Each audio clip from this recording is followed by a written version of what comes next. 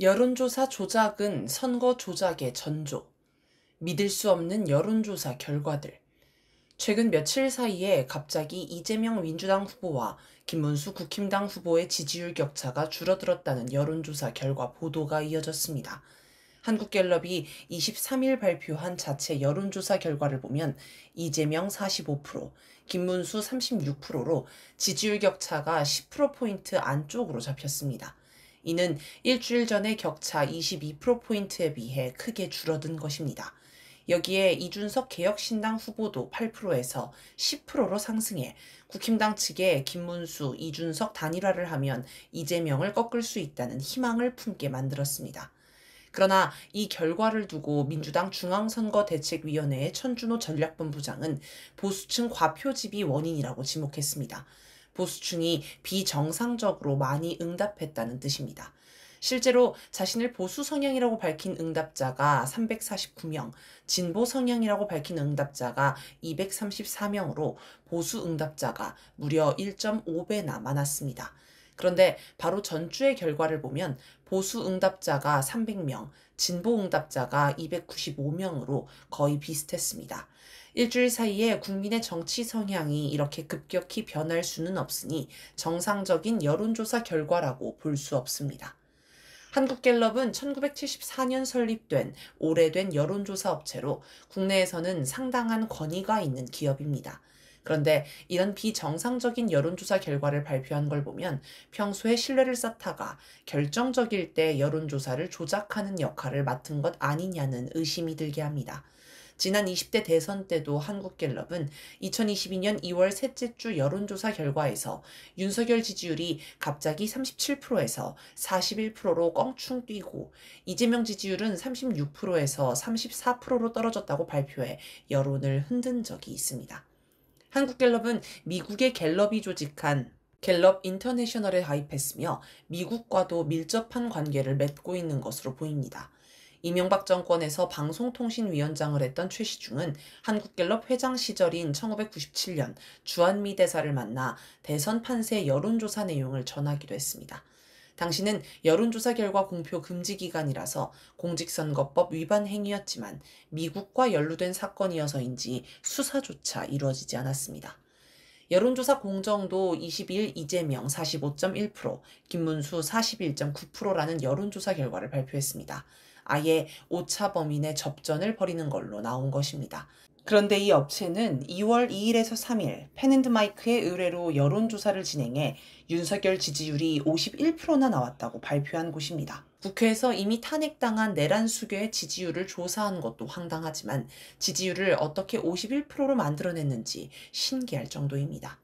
그 비법은 여론조사 문항 초반에 진보 성향 헌법재판관의 각종 의혹을 설명해 반윤석열 응답자가 응답을 거부하고 전화를 끊도록 유도한 뒤 마지막에 윤석열 지지 여부를 묻는 것이었습니다. 리서치민이 18일 발표한 여론조사 결과를 보면 서울에서 김문수가 45.8%로 이재명 39.3%를 앞섰다고 합니다.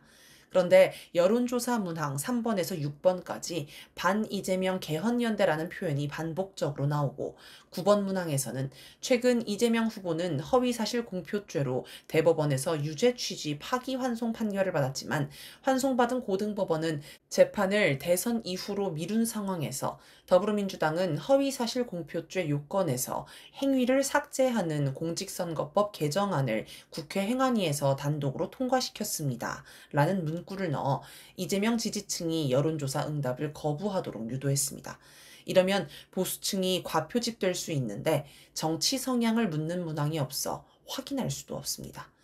에브리 리서치 역시 20일 이재명 46.0%, 김문수 41.6%로 오차 범인의 접전을 벌인다고 발표했습니다. 그런데 광주 전라 지역에서 김문수가 31.0%로 나온 게 논란이 됐습니다. 한 주 전에 나온 16.4%의 2배 가까운 수치입니다. 윤석열이 당선됐던 20대 대선 때도 광주 전라 지역 윤석열 득표율은 12.86%에 불과했습니다. 이러니 여론조사 결과를 믿을 수 없다는 얘기가 나오는 것입니다. 포털 사이트도 여론 조작에 동참한다는 의혹을 받고 있습니다. 예를 들어 KBS가 한국 리서치에 의뢰해 20일에서 22일 실시한 여론조사 결과 이재명이 49%, 김문수가 34%로 큰 격차의 지지율을 보였습니다. 이준석 8%를 더해도 이재명을 이길 수 없는 결과입니다. 윤석열 정권이 철저히 길들인 친윤 방송임에도 이런 결과가 나온 것입니다.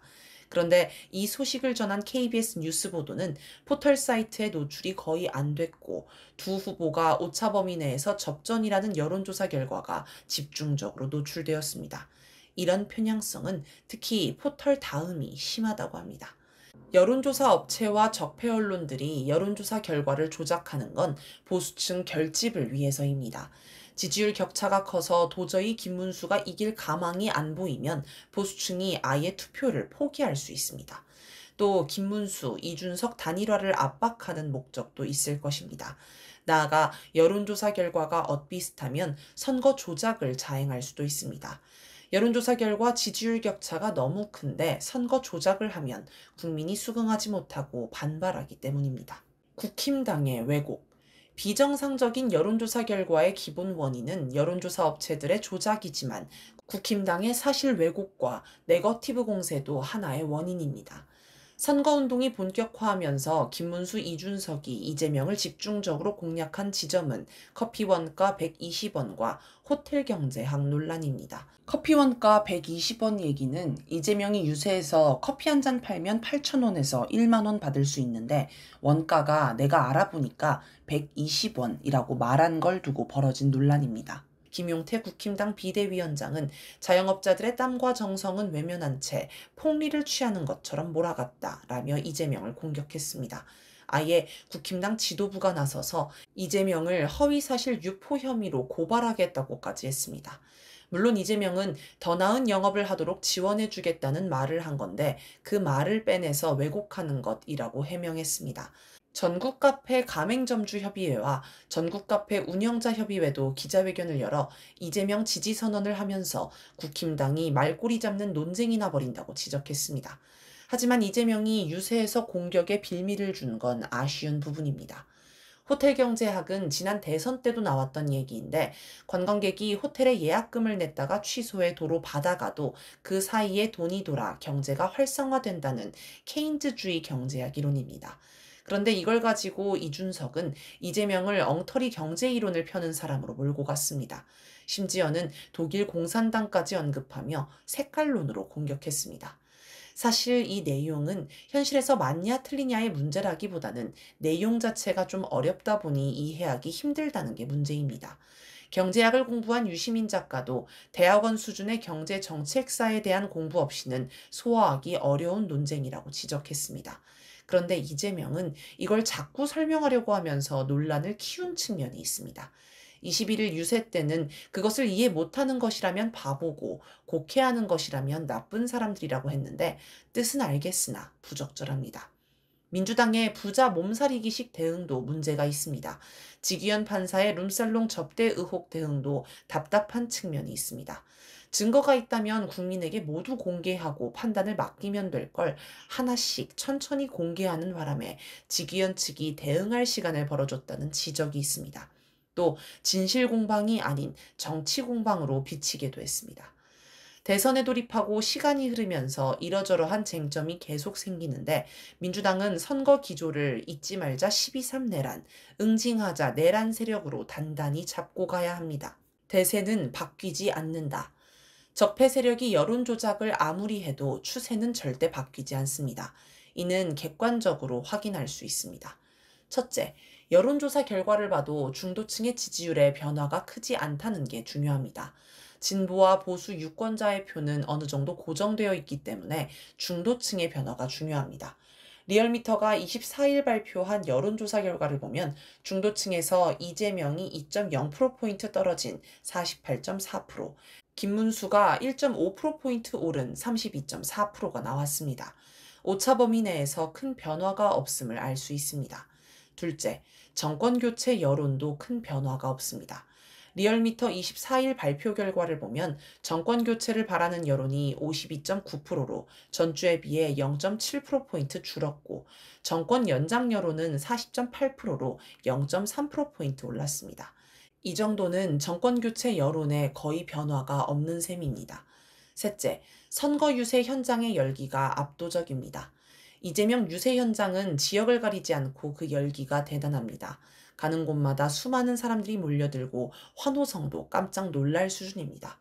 이재명 없이 의원끼리 하는 유세장들도 힘이 넘치고 흥이 납니다. 너무 흥이 나는 나머지 의원들이 춤을 추는 가벼운 모습도 있었는데 민주당 지도부에서 자제령을 내리기도 했습니다. 박찬대 민주당 상임총괄 선대위원장도 의원들에게 압승, 낙승 등의 발언을 금지한다며 주의령을 내려 역풍 방지에 나섰습니다.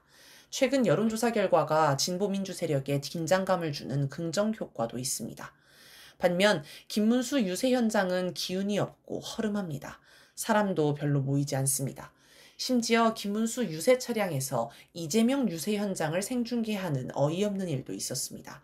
김문수 지지 선언을 한 손학규 전 바른미래당 대표가 당일 지원 유세에 나가서 이재명을 지지한다고 말실수하기도 했습니다.